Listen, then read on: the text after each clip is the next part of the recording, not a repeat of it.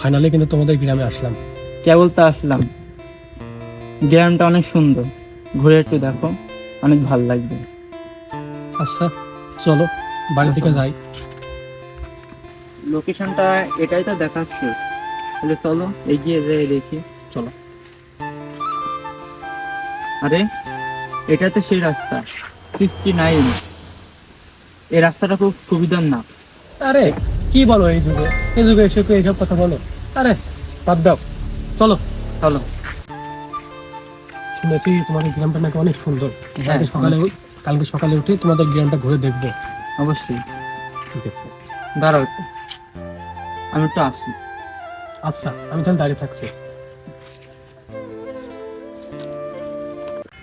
গ্রামটা জানি কেমন, খুব একটা সুবিধার লাগবে না। এত রাত হয়ে গিয়েছে, একটা মানুষ নেই, কেউ নেই, পুরাই অদ্ভুত লাগছে।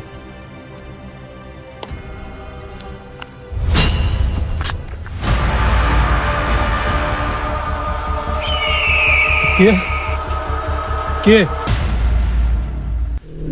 রিশাদ, বন্ধু রিশাদ, কই তুই? কে এখানে? আমার হাত থেকে তোদের কেউ বাঁচাতে পারবে না।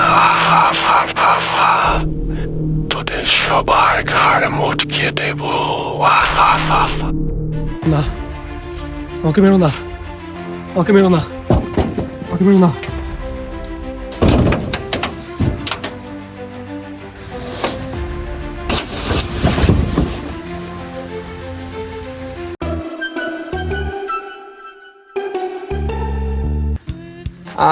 কতদিন পর গ্রামে আসলাম, কি শান্তি।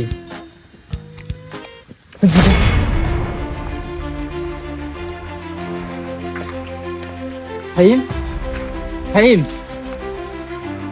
আম্মে তুই? হাইম, হাইম, মারো না, মারো না, মারো না। কে আপনি? আপনি কে? আর বন্ধু মাইটস কিটা? আমি তোদের কারোকে ছাড়বো না। তোর বন্ধুকে মেরে ফেলেছি, তোকে মারবো। কেন? আর গ্রামে যারা আছে তাদের সবাইকে মেরে ফেলবো, কারোকে ছাড়বো না। আমাকে ছেড়ে দাও, আমাকে ছেড়ে দাও।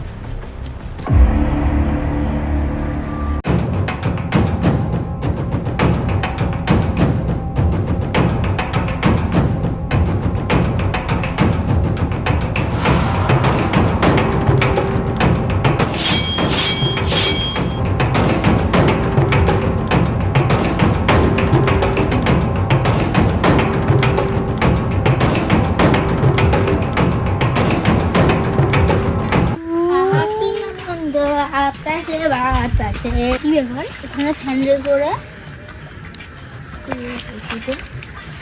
ঠান্ডা করে এখানে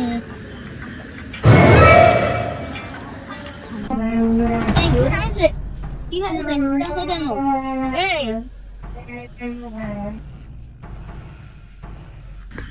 এই ওঠো। কি হয়েছে? কি হয়েছে? সাইম, সাইম, সাইম, সাইম, কি হয়েছে? আমি খেলা খেতে খেতে দেখি এখানে অজ্ঞান হয়ে পড়ে রয়েছে। সাইম, সাইম, কথা বল বন্ধু, বন্ধু কথা বল, বন্ধু কথা বল।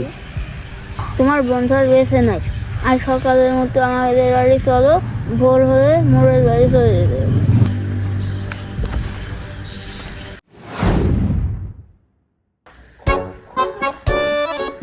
আর খোঁজাতে তান্ত্রিক আছে, চলো কাছ নিয়ে যাই। আচ্ছা চলো যাই। Welcome to my kingdom. Yo. Pull up in the middle with a little bit of rage and a gas full of engine. Gotta put a cap on my angle, keep cool, gotta handle this whole situation. বাবা, বাবা আমাদের বাঁচান বাবা। থাম বস, আমি সব জানি তোরা দাদা। বাবা আপনি তো সবই জানেন, বলেন আমাদের কি হয়েছে। থাম বস, তোকে কাল রাত থেকে জ্বালাচ্ছে এই ভূত। তোর একটা বন্ধুকেও মারে ফেলেছে কাল রাত্রে।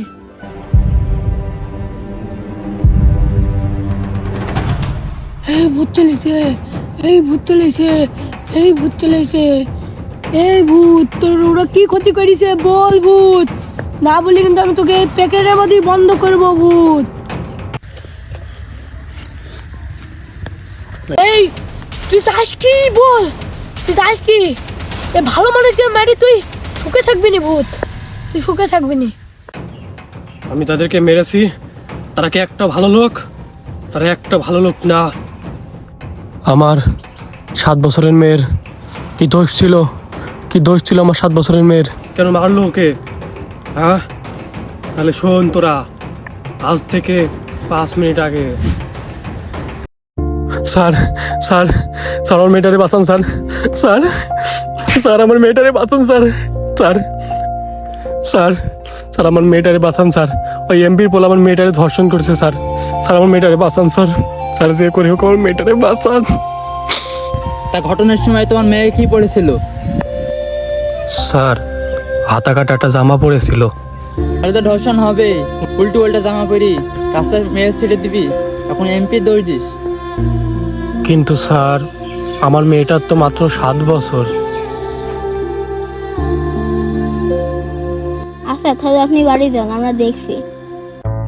এমপি, আপনার ছেলে তো 7 বছরের মেয়ের সাথে কাম ঘটে ফেলেছে, বিষয়টা জানাজানি হলে আপনার তো নাম খারাপ হবে। একটা কাজ করেন, মেয়েটা আমাদের হাতে তুলে দেন, বিষয়টা আমরা দেখছি। ওসে কাম তো একটা ঘটায় ফেলাইছে, মেয়েটাকে তো আমার ছেলে মেরে ফেলেছে, কি এখন কি করা যাবে? আপনার ছেলে একটা মানুষ, আপনার ছেলেটা জানোয়ার। তা ওসি তুমি জানো কি গাড়ি ইউজ করো? ডিসকভার। ডিসকভার না? তাহলে সকালে ঘুম থেকে উঠে যদি দেখি তোর বাসার নিচে একটা R15M আছে, তাহলে কেমন হবে? স্যার, আপনার ছেলে তো একটা জানোয়ার না, আনোয়ার। আপনার ছেলে তো ফুলের মতো নিষ্পাপ। আপনি বাড়িতে নাকে তাল দিয়ে ঘুমান গা, আমরা বিষয়টি দেখছি। মেয়ে তো ধর্ষণ হবে, উঠো একটা জামা পরি মেয়ে রাস্তায় ছেড়ে দিবি, তাহলে তো ধর্ষণ হবেই। এখন ধর্ষণ হলে এমপির নিষ্পাপ ছেলের দোষ।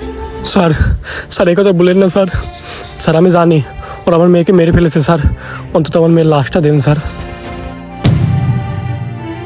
তুই যদি আর একটা কথা বলিস, তোর মেয়ের মার্ডার মামলার কেস তোকে জেলে ঢুকিয়ে দেবো। আমি জানি আমার মেয়ের ধর্ষণের মামলার বিচার আমি পাবো না। আমি সবাইকে অধিশাপ দিয়ে গেলাম, তোরা সবাই মরবি, সবাই মরবি, সবাই মরবি, সবাই মরবি। বাঁচাও বাঁচাও, কেউ আছো বাঁচাও, বাঁচাও।